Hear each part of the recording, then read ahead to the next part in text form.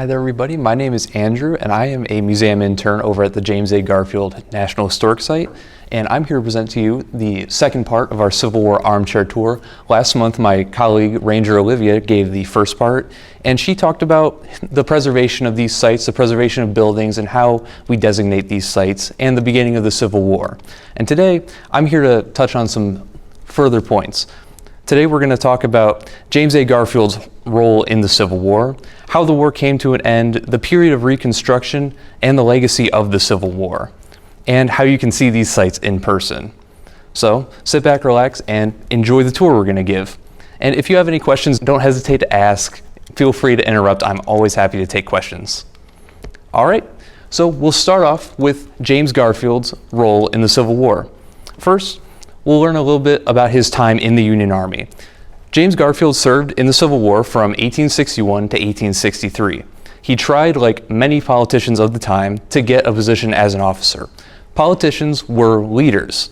They believed that they were all officer material. They all wanted to lead some portion of the Union Army and have an impact on the Civil War. So Garfield started as a colonel of the 42nd Ohio Volunteers, a regiment that mostly consisted of students that he recruited himself from the Western Reserve Eclectic Institute, and where he was himself the president of the institution. After proving himself in a couple of battles, Garfield was eventually promoted to Brigadier General of the 20th Brigade of Tennessee. After seeing action at Shiloh, Garfield and his men came down with a bout of camp fever, which was the term for typhoid in the Civil War. And so Garfield went home to recover. While he was at home, he was convinced by many friends and many of his political allies at the time to, instead of continuing his service in the Civil War, to instead join Congress and aid in the political battle. And so he ran and he won. He won a congressional seat in Ohio, but he still had a year before he actually had to report to Washington. So, after recovering, he was promoted once again to Chief of Staff of the Army of the Cumberland. And so, the Army of the Cumberland, after much hesitation on the part of its leader, General Rosecrans, headed south.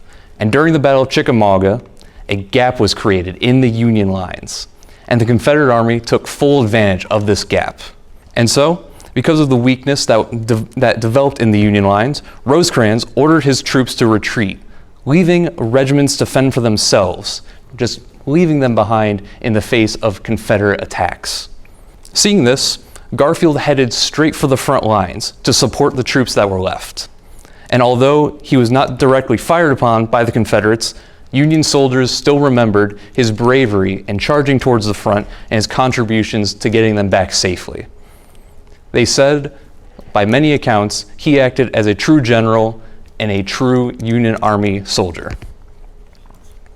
And so, now we can talk about how Chickamauga is today and how we have it preserved today. So the West Chickamauga Creek runs along the park's southeast boundary, and it gave the battle its name. The battle opened when Confederates tried to cross this creek with several bridges and fords. More than 20 families lived inside what is now the Chickamauga Battlefield. The Snodgrass House is one of the 3 cabins, each of which dating to the late 1800s and early 1900s, which still stand on the field today.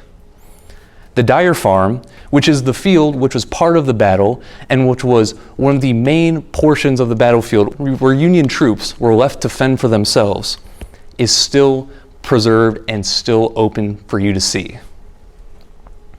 More about the monuments at Chickamauga. On the left, you can see one of the 200 original cannons that dot the park's landscape.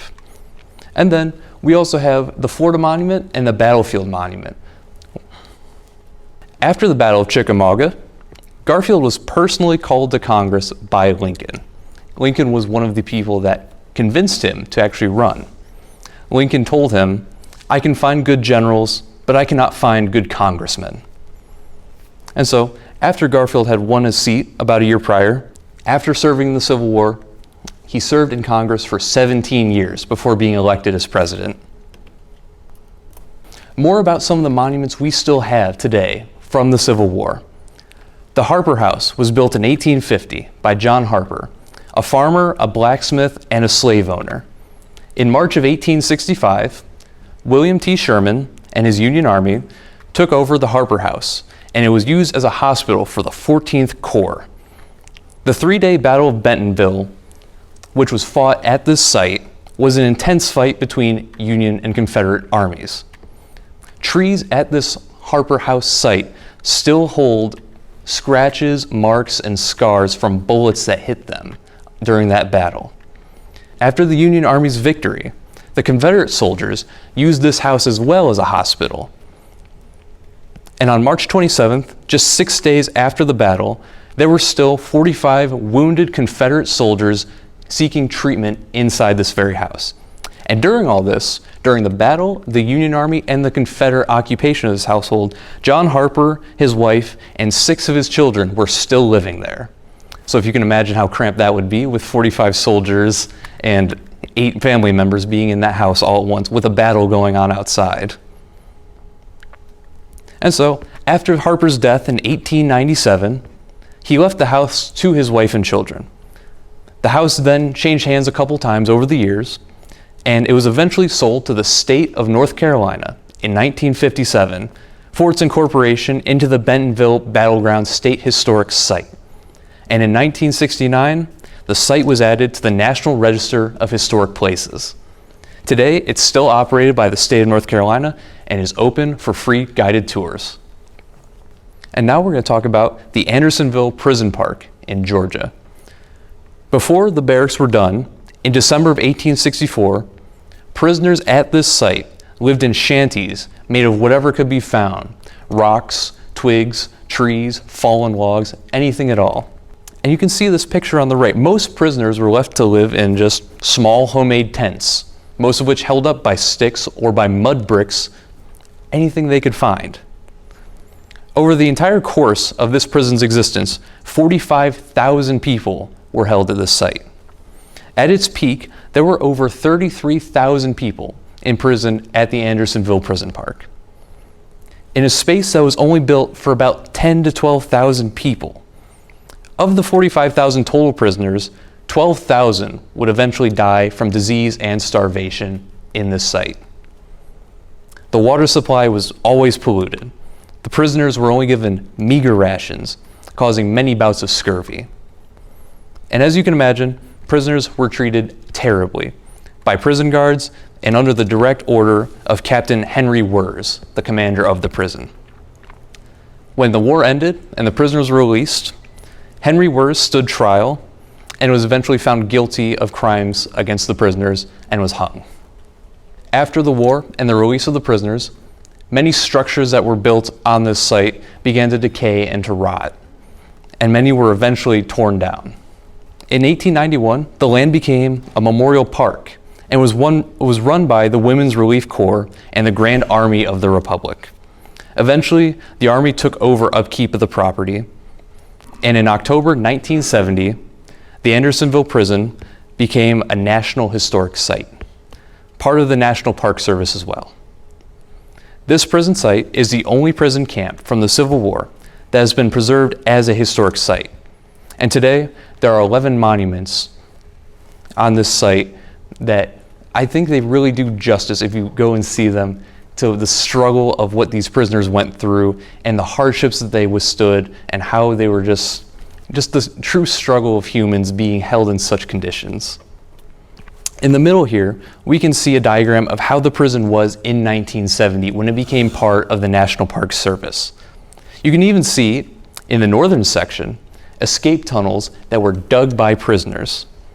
In 1891, when the land became a memorial park run by the Women's Relief Corps and the Grand Army, and when they did these diagrams, they found multiple things such as the escape tunnels dug by prisoners. They found dugouts for men to sleep in. They found little mess halls, as they called it, where they would congregate to eat what little food that they had, and where even areas where they would take care of the sickest, most malnourished men and care for them.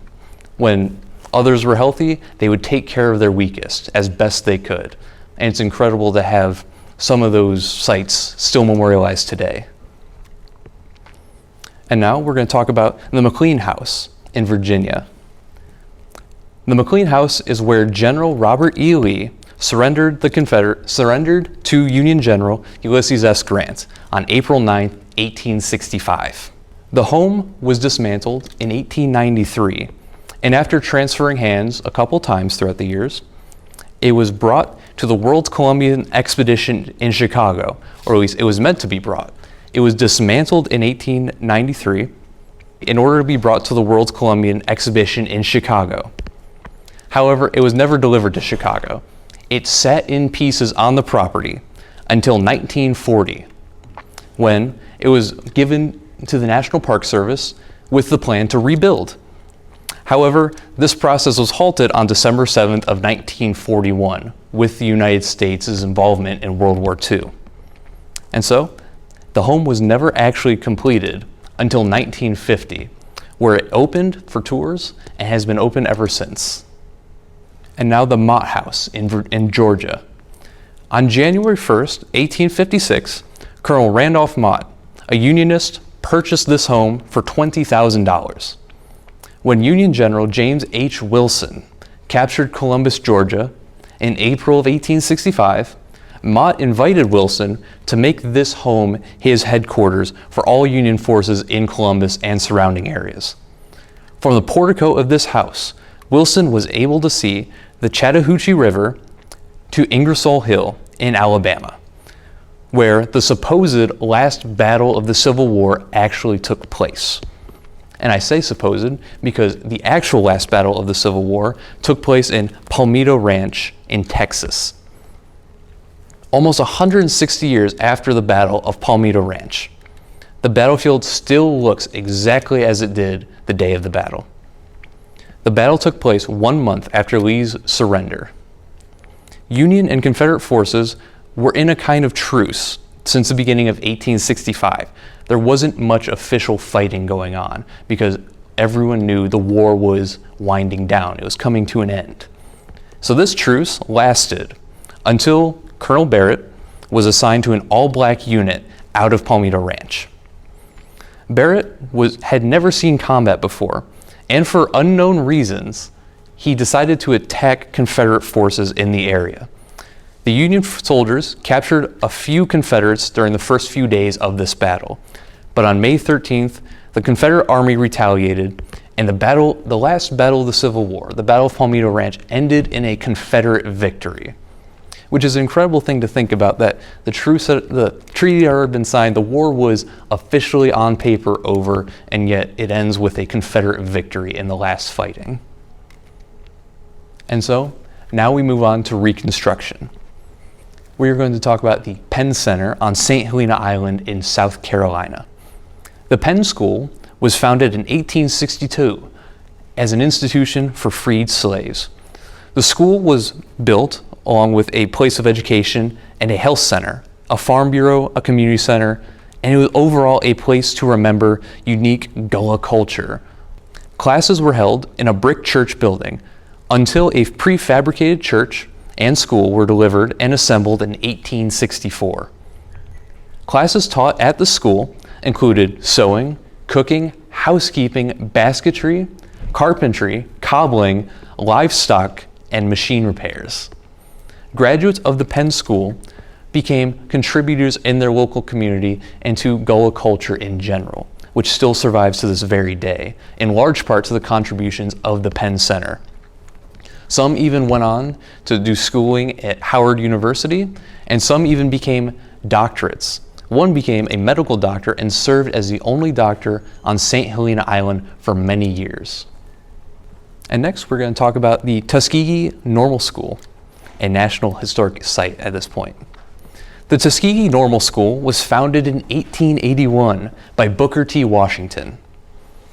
The first class was just 30 people and started on July 4th of 1881.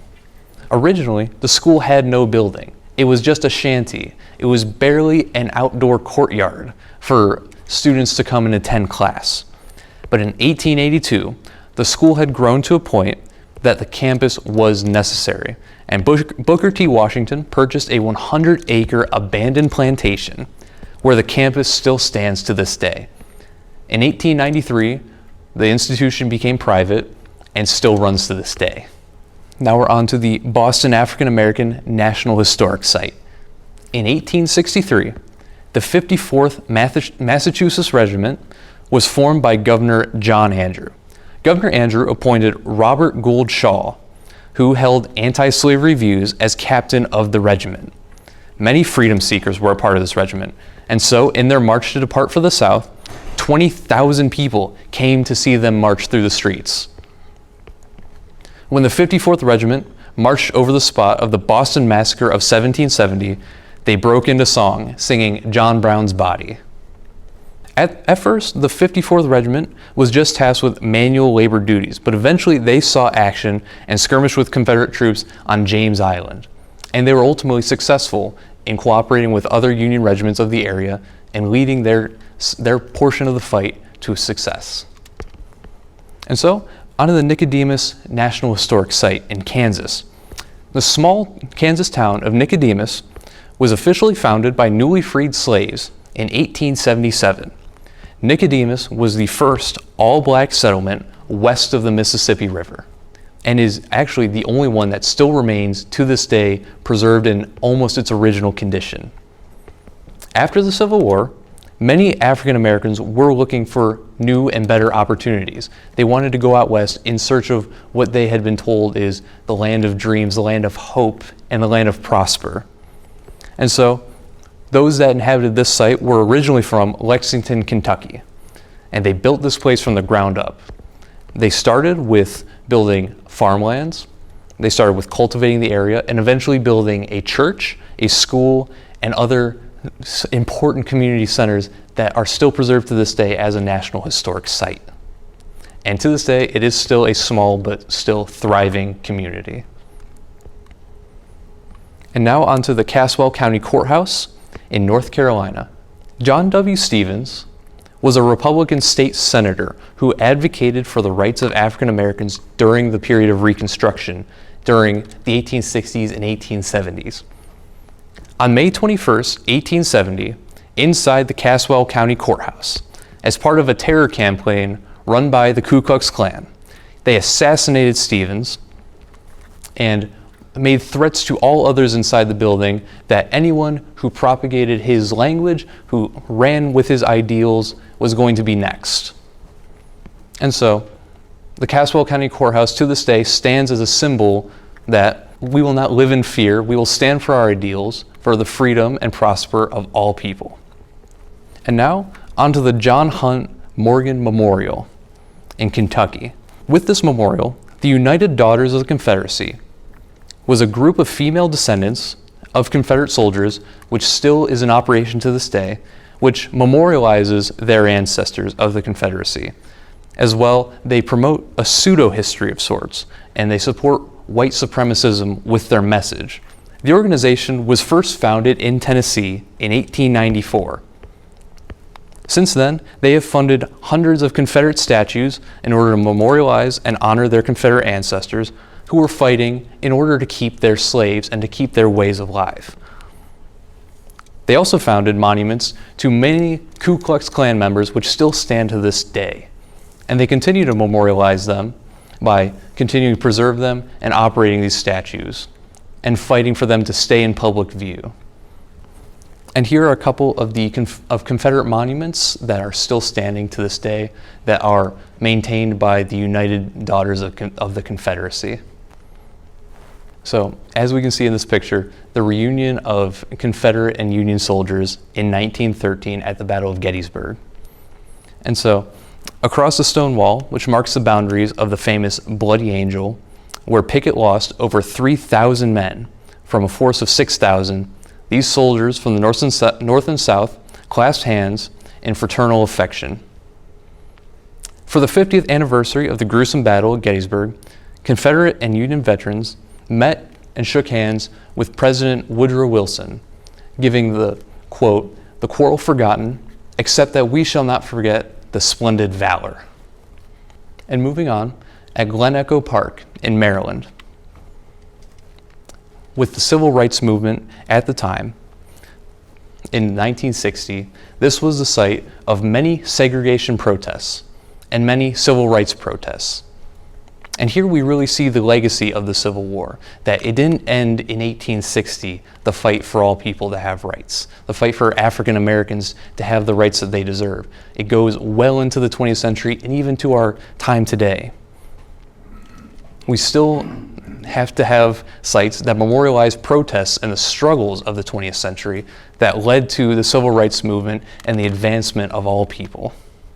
And so, here at the end, we have a little chart of how you can see these sites. Most of them have no entrance fee. Some of them we aren't sure from the information provided, but as you can see, they are all basically free. You can basically go into any of these sites that we saw today and either get a free tour or a free guided tour like what we have at the James Garfield site. And also, we want to take a minute to tell you guys about the America the Beautiful Pass. The pass waives entrance fees at any national park or any national historic site, as well as Army Corps of Engineers sites and Bureau of Land Management sites.